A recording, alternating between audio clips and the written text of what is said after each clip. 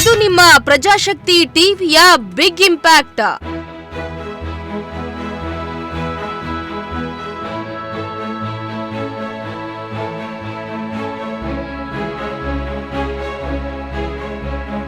ಹೆದ್ದಾರಿಯಲ್ಲಿ ಪಾಳು ಬಿದ್ದಿತ್ತು ಸಹಾಯಕ ಆರೋಗ್ಯ ಕೇಂದ್ರ.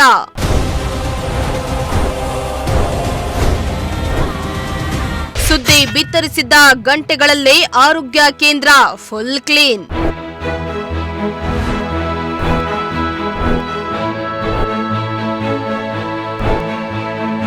ಎಸ್ ವೀಕ್ಷಕರೇ, ನಿಮ್ಮ ಪ್ರಜಾಶಕ್ತಿ ಟಿವಿಯು ಯಾವಾಗಲೂ ಜನರ ನಾಡಿಮಿಡಿತ ಹರಿತು ಅದರಂತೆ ಸುದ್ದಿಗಳನ್ನ ಬಿತ್ತರಿಸುವ ಕೆಲಸ ಮಾಡ್ತಾ ಇದೆ.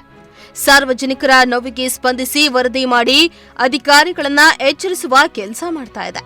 ಇದೀಗ ಪ್ರಜಾಶಕ್ತಿಯ ನಿಜವಾದ ತಾಕತ್ತು ಏನೆಂದು ಮತ್ತೊಮ್ಮೆ ಸಾಬೀತಾಗಿದೆ.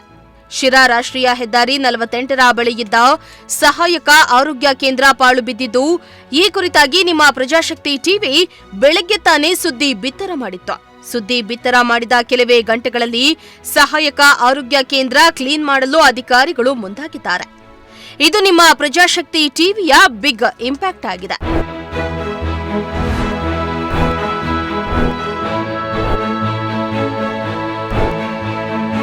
ಹೌದು, ಶಿರಾ ಸಮೀಪದ ರಾಷ್ಟ್ರೀಯ ಹೆದ್ದಾರಿ 48ರ ಟೋಲ್ ಸಂಗ್ರಹ ಘಟಕದ ಸಮೀಪದಲ್ಲಿ ರಾಷ್ಟ್ರೀಯ ಹೆದ್ದಾರಿ ಪ್ರಾಧಿಕಾರ ಸಹಾಯಕ ಆರೋಗ್ಯ ಕೇಂದ್ರವನ್ನ ಸ್ಥಾಪನೆ ಮಾಡಿತ್ತು.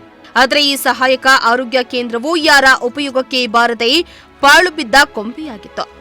ಈ ಕುರಿತು ನಿಮ್ಮ ಪ್ರಜಾಶಕ್ತಿ ಟಿವಿ ಸಾರ್ವಜನಿಕ ಕಳಕಳಿಯಿಂದ ಸುದ್ದಿ ಮಾಡಿ ಅಧಿಕಾರಿಗಳನ್ನ ಎಚ್ಚರಿಸುವ ಕೆಲಸ ಮಾಡಿತ್ತು. ಇದೀಗ ಒಂದೇ ಒಂದು ಸುದ್ದಿಗೆ ಎಚ್ಚೆತ್ತುಕೊಂಡ ಅಧಿಕಾರಿಗಳು ಸಹಾಯಕ ಆರೋಗ್ಯ ಕೇಂದ್ರದ ಸ್ವಚ್ಛತೆಗೆ ಮುಂದಾಗಿದ್ದು, ಇದು ನಿಮ್ಮ ಪ್ರಜಾಶಕ್ತಿಯ ಬಿಗ್ ಇಂಪ್ಯಾಕ್ಟ್ ಆಗಿದೆ.